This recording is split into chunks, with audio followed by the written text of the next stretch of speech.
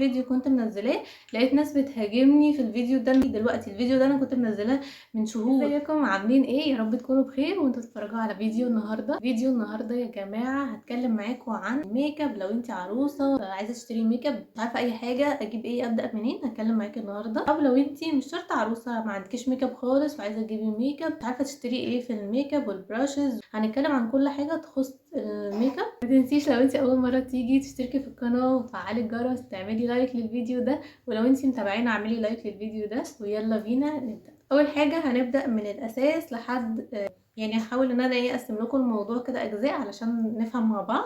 اول حاجه طبعا كريم المرطب اساسي في الميك اب. ما ينفعش ابقى حاطه ميك اب ومش حاطه مرطب علشان الوش هيبقى مبقع ومجير وبشرتنا مش تبقى احسن حاجه. فكل ما بشرتنا بتكون مترطبه كل ما الميك اب بيبقى سهل كده وسلس كده وانتوا بتحطوه. علشان كده لازم يبقى عندك المرطب المناسب لنوع بشرتك.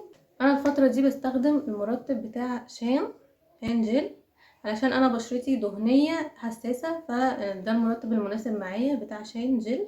حلو قوي للبشره الدهنيه. منه كريم، اعتقد ان الكريم ينفع مع البشره العاديه او الجافه، لكن لو انت بشرتك دهنيه هتجيبي اللي هو جل زي ده. بعد ما نرطب بشرتنا حلوه قوي هنحتاج فاونديشن. فاحنا كده معانا كريم مرطب ومعانا فاونديشن. طبعا الفاونديشن ده فيه انواع كتير. الفاونديشن ده احنا ممكن نعمله اصلا يوم لوحده، بس هقولك اختصارا كده حاولي ان انتي على حسب نوع بشرتك. طبعا لو بشرتك دهنيه اويلي بتجيبي يكون فري اويل، ولو بشرتك عاديه او جافه بتجيبي يكون فيه اويل كده شويه. الحاجه التانية ان في انواع كتيره، في كفر عادي، في تغطيه متوسطه، في تغطيه خفيفه. فانتي برضو على الاساس ده بتحددي اللي هو انتي مثلا بتحبي تروحي مناسبات بتعملي ايه. بتحبي ان انتي تحطي فاونديشن كده يكون باين قوي ويكون تقيل كده ومداري وعندنا عيوب في البشره، هتضطري ان انت تجيبي فاونديشن فول كفر، فده هيكون اغلى شويه. هي انا عندي فاونديشن بتاع شي جلام، ده يعتبر من متوسط لعالي، هو ده اللي انا بستخدمه الفتره دي. بس انت طبعا عندك انواع كتيره ممكن تجيبيها. لازم الفاونديشن تجربي على بشرتك، ما ينفعش اقولك انت بشرتك قمحيه هاتي الدرجه كذا. لازم انت تجيبيه تحطيه على وشك، لان في حاجه اسمها اندر تون. كل حد فينا مختلف، ممكن نكون احنا الاثنين لوننا قريب من بعض بس انت في لون بيليق عليكي وانا لون تاني خالص. علشان كده لازم اي فاونديشن او كونسيلر برضو تكوني ان انت بتجربيه على بشرتك قبل ما تشتريه يعني او كده. لو انت بتحبي الحاجات الخفيفه اللايت كده احلى حاجه فيت مي. انا بالنسبه لي اللي هو كنت مجرباه من فتره كان حلو قوي. فيه الحاجات اللي هي الطبيه برضو، ممكن لو انت عايزه تجيبي حاجه طبيه. ففي معاكي 3 انواع من الفاونديشنات، فول كفر، متوسط، وخفيف. بعد كده لو انت عايزه حابه تجيبي كونسيلر تنوري بيه، انا بستخدم الفتره دي بتاع ان. وفي برضو واحد تاني بتاع بريتي وومن كان كويس معايا، بس بتاع ان حسيته احسن، وخصوصا ان درجته كانت لايقه معايا اكتر. ده درجته 0.3، هو بيعمل اضاءة كده تحت العين. فالكونسيلر وظيفته ايه؟ ان هو يخفي لك الهالات. لو انت عندك هالات اللي هو ايه بتخفي بيه الهالات كده شويه، فبتضطري انت تجيبيه لون بشرتك بالظبط او اغمق منك شويه. لكن لو انت ما عندكيش الحمد لله هالات، او انت حاطه فاونديشن عايزه تنوري، هتجيبي درجه افتح منك درجه، فده هيبقى شكله عسول يعني وكده. بعد كده دي حاجه اختياريه لو انت حابه تجيبيها او لا، ان انت تجيبي تنت للبشره او للخدود للبلاشر، يعني يكون تنت زي كده زي بتاع اماندا. ده حلو قوي. ده درجته 0.4 وانا حاطه دلوقتي، مش عارفه واضح في الكاميرا ولا لا. لكن كده انت بتحطي بلاشر برضو، فممكن تجيبي تنت وممكن تجيبي بلاشر، ممكن تجيبي الاثنين زي ما انا بعمل. انا بحب احط الاثنين. استنى اوريكم راح فين البلاشر بتاعي العسول اللي انا مستخدماه الفتره دي، زي ما قلت لكم بتاع بريتي وومن. ده حلو قوي. درجته 0.7. او ممكن تجيبي بلاشر كبيره مثلا كده فيها كذا درجه، ده برضو بريتي وومن.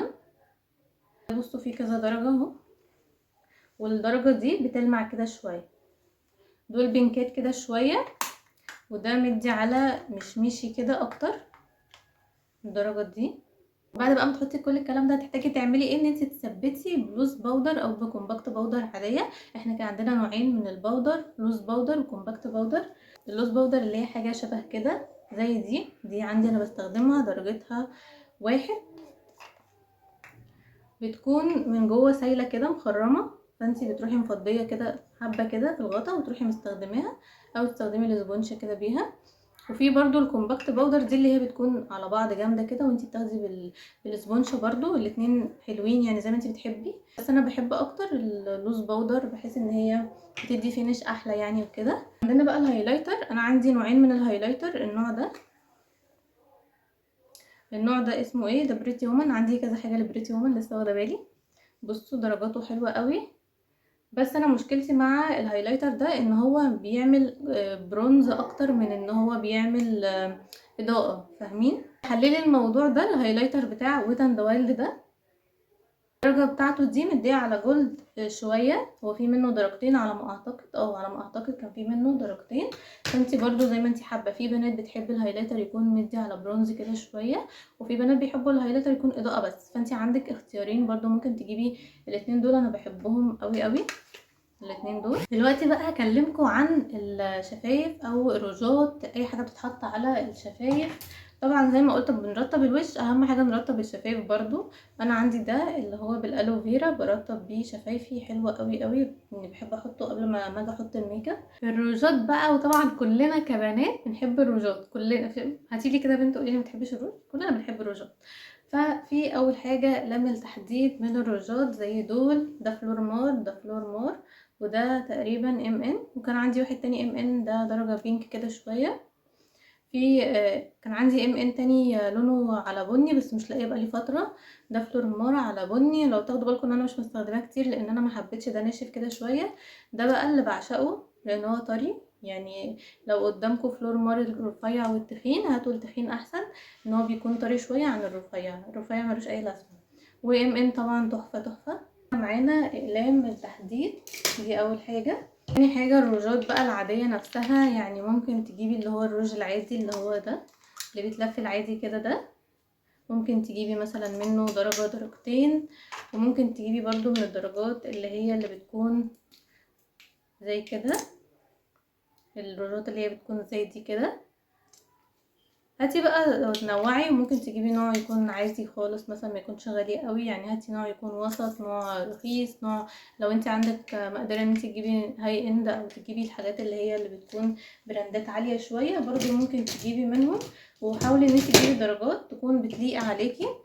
اكتر درجات بتكون حلوه النود، بتليق تقريبا على جميع انواع البشره.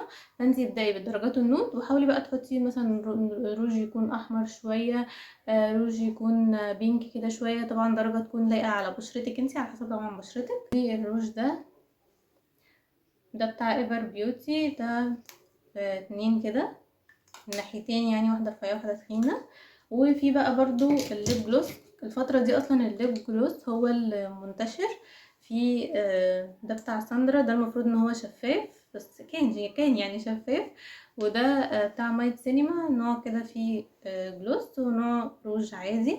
ده تحفه. وعايزه اقول لكم الجلوس بتاع مايت سينما الاصدار القديم، لان انا في فيديو كنت منزلاه لقيت ناس بتهاجمني في الفيديو ده ان هو لا ده وحش قوي. دلوقتي الفيديو ده انا كنت منزلاه من شهور، من اول ما الروج ده طلع. فعايزه اقول لكم بس حاجه، ان الروج بتاع مايت سينما او اي حاجه عموما لما بتكون طالعه ترند، اول ما بيطلعوها بتكون حلوه قوي، وبعد كده بيطلع منها اصدارات بيغيروا الفورميلا بتاعه الروج نفسه، المكونات اللي هي بتكون جوه الروج بيتقلد يعني بيحصل فيه مليون حاجه. فانا ده عندي من شهور، من اول ما طلع تحفه. هو فعلا بيأكسد شويه، لونه بيغير كده شويه، لونه مش بيغير يعني، لونه بيغمق كده حاجه بسيطه، لكن الجلوس بتاعه حلو قوي وبيثبت الروج، وهو نفسه حلو جدا. مش حابه ان انتوا تكتبوا لي على فيديو بقاله شهور لا ده وحش، ده مش عارف ايه. بصوا على تاريخ الفيديو الاول، وارد يكون بدأ يتقلد دلوقتي. فلدرجه ان انا فكرت قلت اجيبه، طب اشوف ليه الجديد انتوا بتقولوا عليه وحش قوي كده، على الرغم ان في ناس تانية مجرباه برضو بتقول حلو، بس جربته في نفس الفتره برضو اللي انا اشتريته فيها. فيا جماعه الفيديو قديم.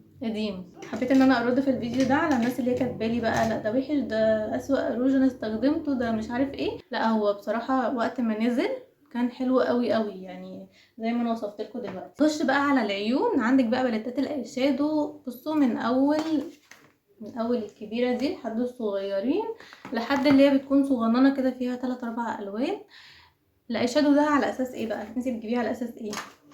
انت واحده عندك امكانيه او مش امكانيه، عندك حب ان انت تجيبي باليت مثلا كبيره قد دي وتستخدمي كل الالوان اللي موجوده فيها، هاتيها.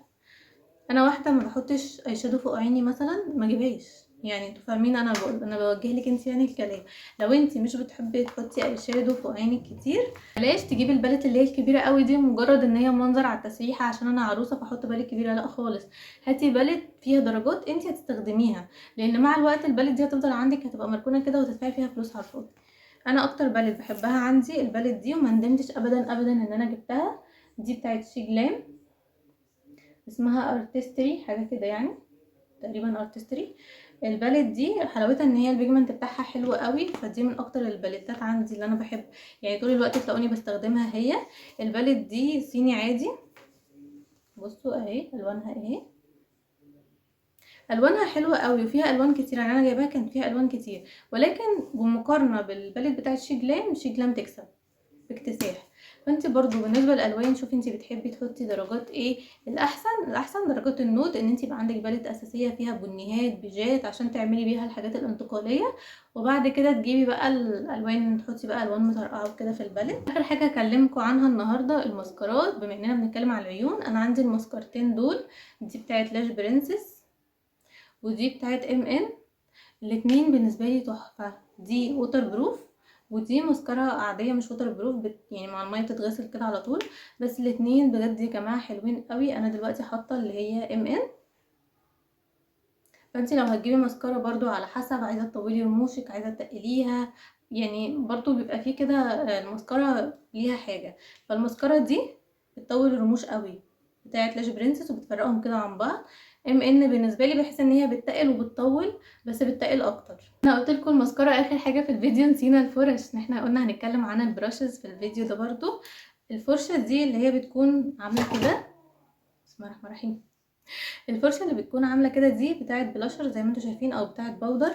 كل ما بتكون مفرقه كده عن بعض كل ما بتكون حلوه للبلاشر للباودر. وبرده انا بستخدم دي برده للباودر تحت العين مثلا، بثبت بيها كده. الفرشه اللي هي بتكون زي كده من هنا كده، دي ممكن انا بحط بيها بلاشر اللي هو الليكويد، دي البلاشر اللي هو اللي بيكون باودر عادي.